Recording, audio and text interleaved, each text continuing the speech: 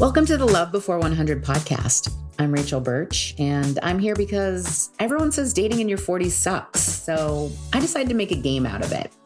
Part scavenger hunt, part bucket list. I made a list of all the ways I could meet my person. Then I assigned every task a points value. The goal now, find love before I hit 100. Points or years, whichever comes first. You got me shaking, yeah, I feel the fever coming on. Oh, you know you're all I want. Okay, today we are crossing speed dating off the list. And in preparation for that, I'm having Manny do my hair. Manny's not only the best at doing my hair, but he's also my emotional support stylist. Before both my dates with Minnesota, the guy I met on the plane, Manny did my hair. And then after it ended with Minnesota, Manny hugged me after I cried through the whole next blowout. He asks how dating is going, and I fill him in on everything. The podcast, the guy I interviewed on the podcast, the fireman. Apparently, Manny shares my appreciation for men in uniform. I tell him I need to look good for my speed dating event tonight, and he tells me, "Girl, I got you." These words sting. They remind me of meeting Minnesota and how those were the first words that he said to me on the plane. I got you. And just like that, I find myself thinking about him again. I turn back to Manny and we continue our conversation about tonight. When we're done, he spins me around to take a look, and of course, my hair looks amazing. This starts to get me excited about chatting up some strangers tonight. See, I have to pump myself up for this kind of stuff. You hit enough walls, you just want to quit. I'm the type of person who could stay home in her pajamas and not leave the house or even change for days at a time. Hypothetically speaking, of course, not that I've ever done that. No. Thank you guys again for listening to the podcast. It continues to force me out of my comfort zone and my house. Once I'm back home, I throw on my date night playlist, some mascara, and a new top. And then I log in at the appointed time. The two hostesses greet us. I hate this already.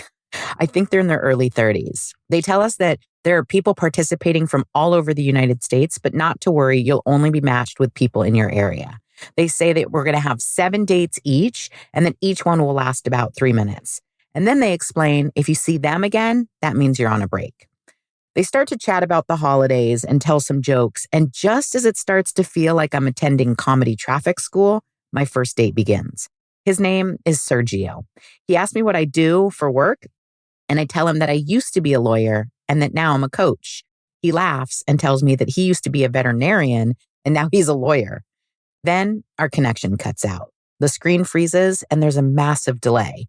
Right when our connection resumes, our date ends. Now I'm back with the hostesses. Okay, your second date is about to begin. I wait and then, okay, if you're seeing us right now, you're on a break. Great. I sit with them and listen to them chat about their new holiday traditions. And then after about 2 minutes, it takes me to Alex. Alex is an engineer with salt and pepper hair. He seems very serious. We chat for about 10 seconds, and then the 30-second countdown begins. Our date's already ending. Alex tries to cram a question in, and I start to reply, and then back to the hostesses. I think I'm on a break again. They say, you should be on your 5th date right now. What is happening? After the next countdown, I'm on a date with Jose. Jose is also very serious. I have no idea what he does, but he just got back from a gun show in Utah. He tells me all about flying with guns and mailing ammunition. I'm half listening and half looking around Jose's bedroom. Jose has a handsome face, and he's sitting in his bed. Our date ends, and I don't think I told him one thing about me. My date with Jose was the best one yet. And this is based just on the fact that we maintained a connection, an internet connection, the whole time. And we ended up in his bed. The last date is with Mike. Mike lives in South San Diego, like almost to the border of Mexico. This is far from me. He tells me that he's actually crossed the border into Mexico for some dates, and that many people might be afraid to do that, but he's not.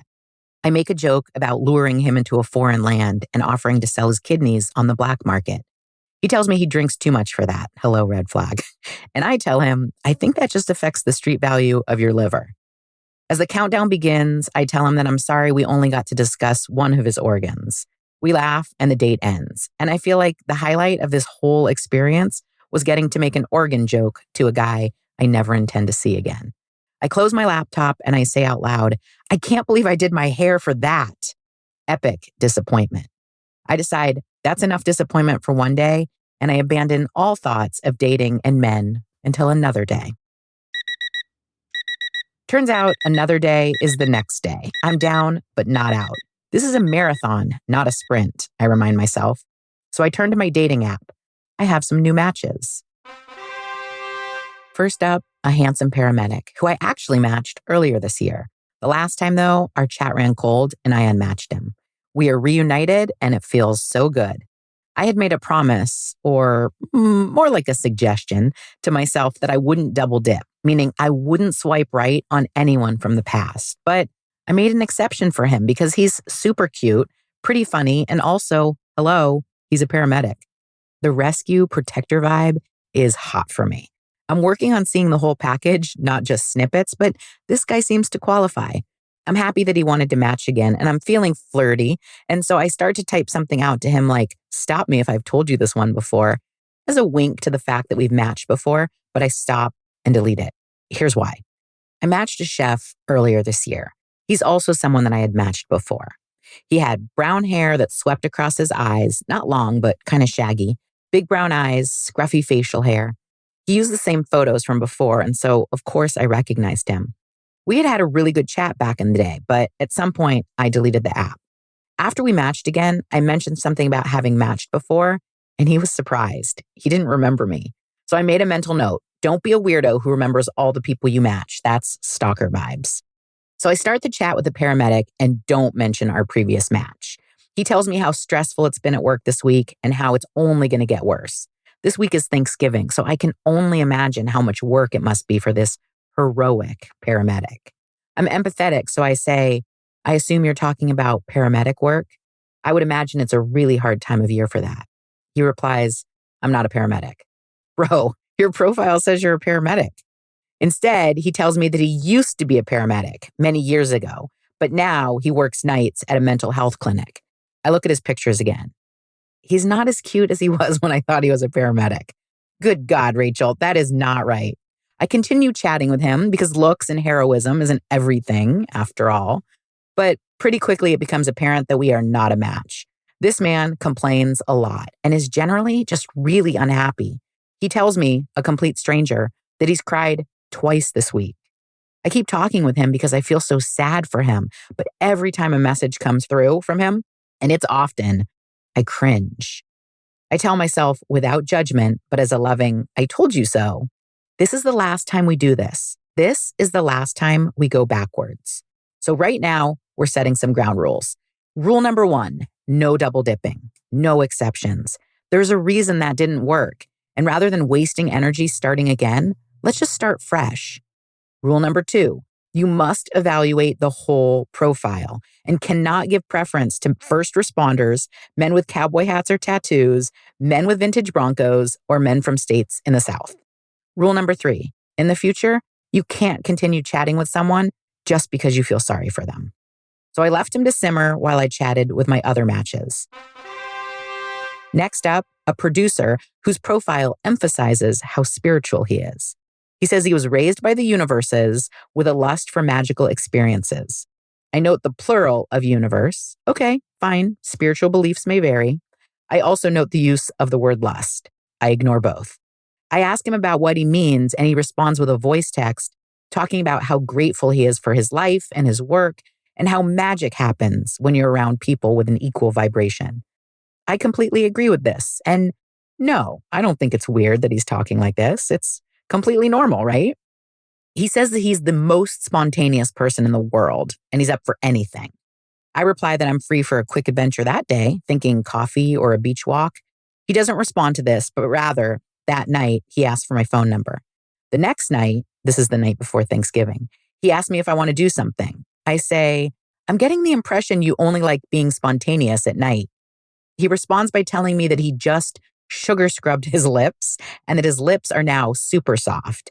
And then he gives me a video tour of his loft.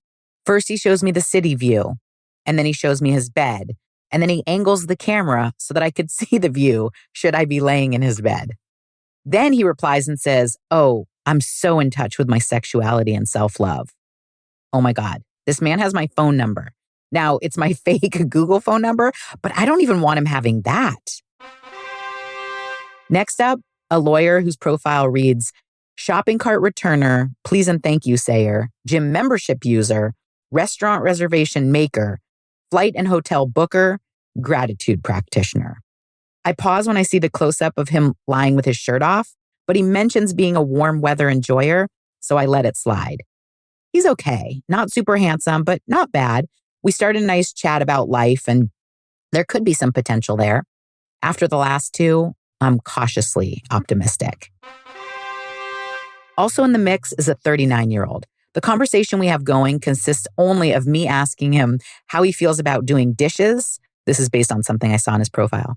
And he says he can handle dishes. I laugh and reply, at least we have that handled.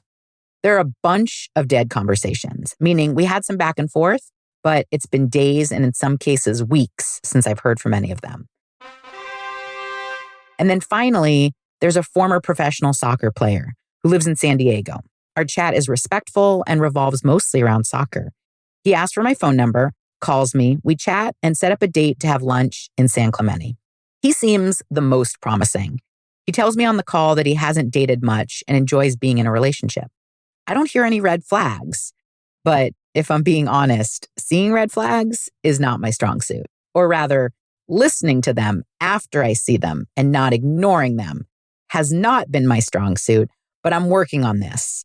I've gotten my feet wet, I've practiced, and I'm ready to be serious. I decide I'm not really particularly excited about any of these matches, and I can probably juggle a few more. So I head to the part of the app where you swipe for new matches. The options tonight are incredibly disappointing. A lot of married men in open relationships, or at least that's what they claim. That is definitely not what I'm looking for. Also, a bunch of men that just don't appeal to me for various reasons. And then I see a familiar face. It's the guy I interviewed on the podcast, the one who just disappeared. He's back on the app with a brand new profile, and he looks really good, actually. I like his new pictures. I feel sad. He's obviously still interested in finding someone. I knew this, but seeing him here, it just stings. It's been 2 months, so I don't expect to hear from him. It's weird, though. I never expect to hear from them. Any of them. I've listened to a number of manifestation coaches who say that guys always come back. They use the word always. In my reality, they never come back. Like Minnesota. He's blocked on Instagram, yeah, but he has my phone number. He's never texted. Not once. This guy also has my number. It's never been my experience that men come back for me. I've actually spent some time looking at this and my beliefs around it. Growing up, I had a bunch of nannies. Just off the top of my head, I can think of 8 by name. I'm sure there are more that I'm not recalling. They would come into my life, play an important role as caregiver, and then leave and never look back. None of them. I never heard from any of them again. There were many that weren't nice and one that was downright mean, but even the ones I really liked. The nicest one, her name was Patricia. I always wondered what happened to her. Did she think of us? When I hired our nanny, Gina, to care for my older son, who's now 13, I told her that I wasn't looking to hire a nanny, but to gain a family member. I still remember sitting at the Starbucks telling this complete stranger, if I give you this job, I expect you to become family. I expect that you'll still be around after the job ends to come to my then 4-year-old's wedding. I don't know how this didn't scare her away. Hello, stage 5 clinger? We bonded over the fact that she had lost her sister to cancer and I had lost my brother. When my ex-husband and I were still married and he wasn't working, I told her that I needed to cut back to once per month instead of once a week. And she said she would still come and not charge us. She was literally like family. That was the moment I decided, if I ever win the lottery or when I become Oprah, she gets the car. She gets the house. My parents, my sisters, they have what they need. I know my sister's listening. Yes, you'll get something too. But Gina's getting hers first. Because there's nothing more painful to me than the thought of someone not caring enough to look back. And 9 years later, Gina's still with us. In fact, as I'm writing this, She's throwing the football around with my 6-year-old. I've had to do a lot of work around this, and I still have more to do. But in my reality, once they leave, people never come back. This isn't just men. I've had this with female friends too. And so I look back down at this man, I swipe left, and I close the app. I'm feeling depressed now. Will I ever find my person? Will I ever find someone who sticks? I start to feel sorry for myself. Cue the pity party. I don't say that with judgment. Pity parties are essential for me. If you don't throw one for yourself, no one will. Just do it in the privacy of your own home. No guests allowed. No one wants to attend your pity party. Okay, pity party adjourned. I take out my angel card deck. My angel cards are one of the many ways I get direction from the universe. Universe, singular. I pull a card. Its message urges me to continue to play a bigger game. Damn it! Okay, I decide to change my approach. I pull out my phone and open Instagram. I post a cry for help in my Instagram stories. I ask if any of my friends have someone great they could set me up with for a blind date, but I don't go all in. I blame the podcast. I say, for the podcast. And even though it is in part for the podcast, mostly it's for me. I'm ready now. Doesn't anyone know anyone? One person, my friend Diana, replies, "Oh my God, I know someone." She says he's a screenwriter who lives in LA. Ugh, I'm not interested. She says he's from Kentucky. Okay, I'm listening. She messages him and he's curious. He's open to it and asks for my availability. I see his photo and he's pretty cute. I also see his exchange with Diana and he seems clever. I feel excited about this prospect. Okay, time for bed. Now it's Thanksgiving Day and people are getting chatty on the dating app. My family doesn't celebrate until the evening, so I'm messaging with a couple guys during the day.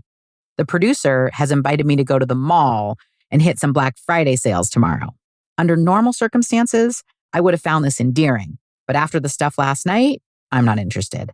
The lawyer and the paramedic both wish me happy Thanksgiving, as does the fireman, who we haven't heard from in a while, and crickets from the soccer player and the 39-year-old. I don't even know what he does. He's just a 39-year-old. Fast forward, it's later that night, probably like 9 p.m., and I'm home from dinner and sitting on my couch, contemplating a bath. All of a sudden, my dating app notifications start popping. First, the 39-year-old. He asks, in response to my last message about dishes, skipping over Thanksgiving altogether, "And how do you feel about makeout sessions?" I roll my eyes and reply, "LOL, does anyone feel negatively about them?" He replies, "I don't know. Should we find out?" Ugh, this guy is down for the count. Next, here comes the lawyer. Having already wished me happy Thanksgiving, he's back with, "Hope your night is going well." We exchange some pleasantries about how pleasant our family dinners were, and then we both say that we are now relaxing. I say, relaxing is good. I'm debating a bath, but honestly, even that sounds like too much effort right now. He agrees and says, a bath does sound very relaxing though. And then he adds, wait for it, plus I'm almost in my bath attire. LOL. Okay, so now he's referenced being naked. I try to change the subject, but he keeps coming back to his bath attire. He offers to get into his bath attire, so we'll match. Then he informs me that he's only wearing boxer briefs, so it's an easy transition. I try and change the subject again, and then he says it's up to me whether he stays in his boxers or gets into his bath attire.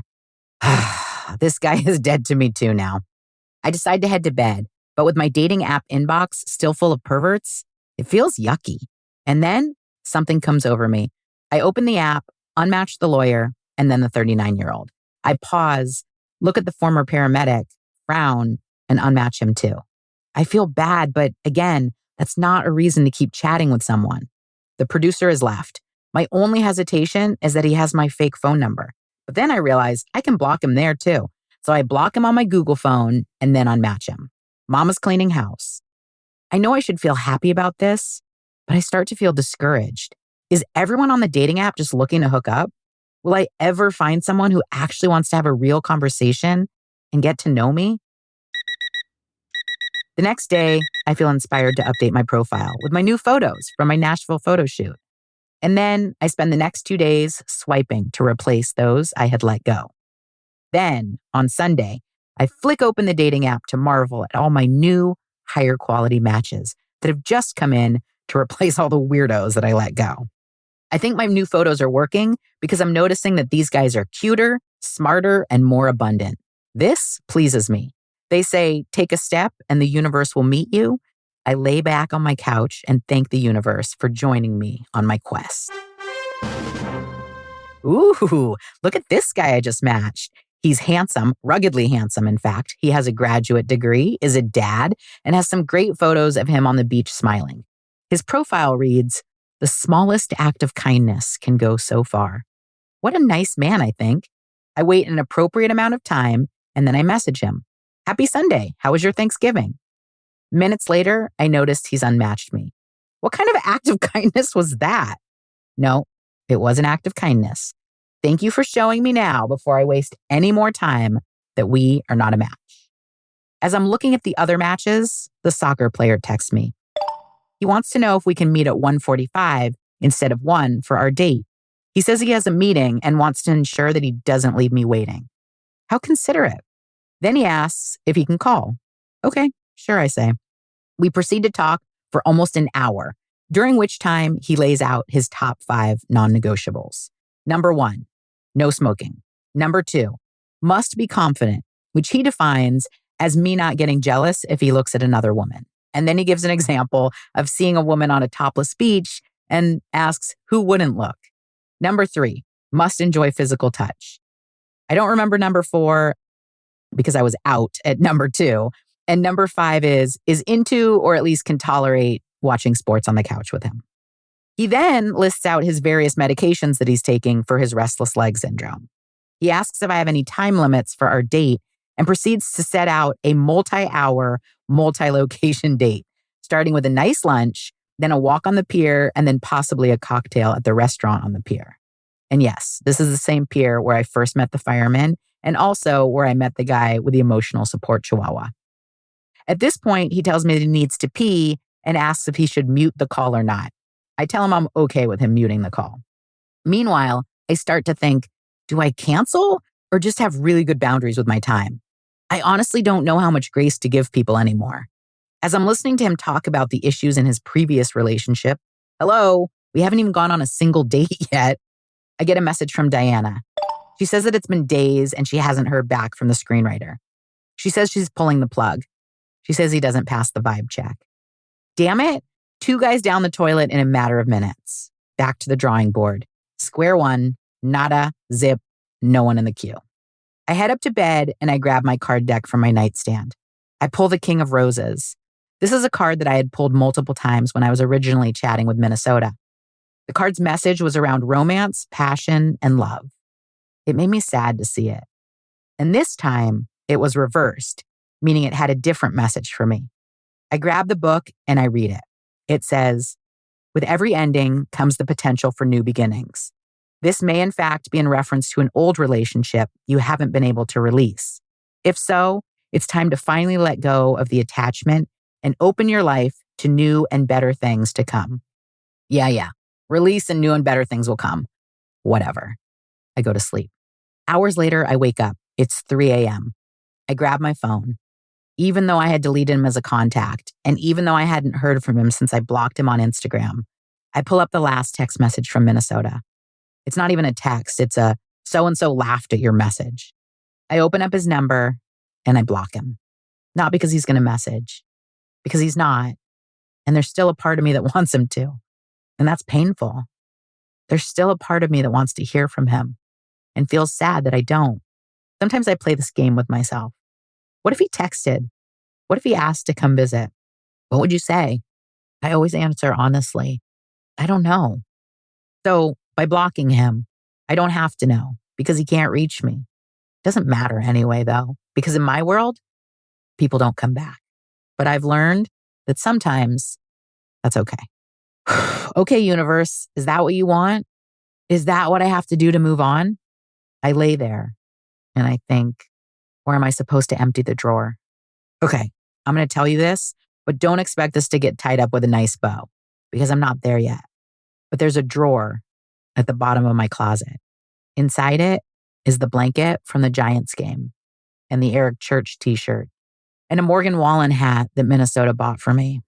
The hat that he went to 5 different souvenir vendors to find for me because I wanted it and they were sold out and he was determined to get it for me. And there's also one of those damn pull tabs and the ticket stub to Top Gun. I still have it all.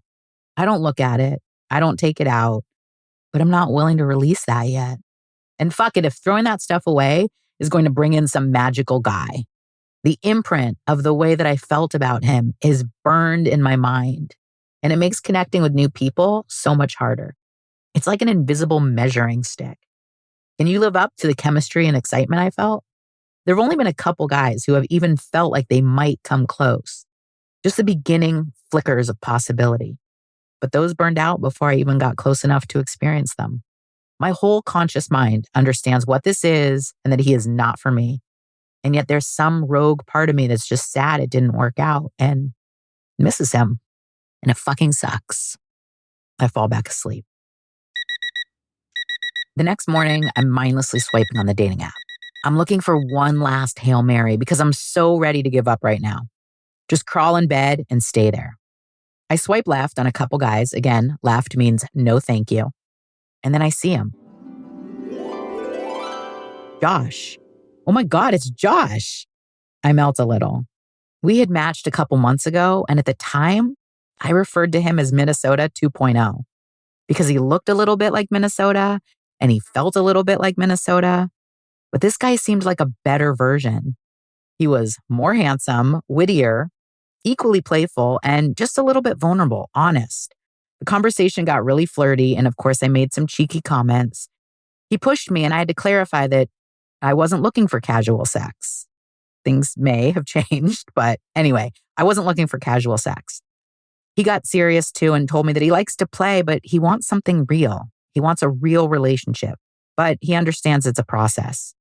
He had disappeared for a day or two and came back super apologetic and replied, "Hey, Rachel, I'm not ghosting." And then added, "I promise." And then he asked about potentially getting together. He had that playmate energy and was pretty engaged. And then one day I looked and he had deleted his profile. So we lost the connection. He hadn't taken the time to get my number before deleting it. So obviously it wasn't too much of a connection for him, but maybe this time it could be different. I sat looking at his photo, drinking my morning coffee, coincidentally from my Mornin' Darlin' mug, but was it a coincidence? Maybe it was a sign. Maybe I had released Minnesota for Minnesota 2.0. I recalled my promise to myself to only go forward and not look backwards. Rachel, that's your new rule number 1. But I mean, the timing can't be a coincidence. I haven't seen him in all this time and now he's back and in my city. He lives in San Diego, which is like 70 miles away. But this time, he's only 3 miles away. I look back down at Josh. He's so adorable. The dimples, the blue eyes, the thick blonde hair, not a cowboy hat or tattoo in sight. He's not a first responder, although he may have military background. And I do think he might have been from the South. But his new about me says he's looking to slow down and enjoy life and fatherhood more. And he even has a photo with his daughter. Maybe he's ready for me now. I know that when you create space, the right people can come in. What if he's the right people? What if I just see what happens? What if I swipe right and then we just go from there? I can always unmatch him. I can decide at any point to pull the plug. I should give this guy a chance, right? Maybe he won't even match me again. I'll never know if I don't give him a chance. And I do have new photos. I cut myself off. Rachel, just do it. I place my finger on his photo, ready to swipe. I swipe left. I frown and close the app.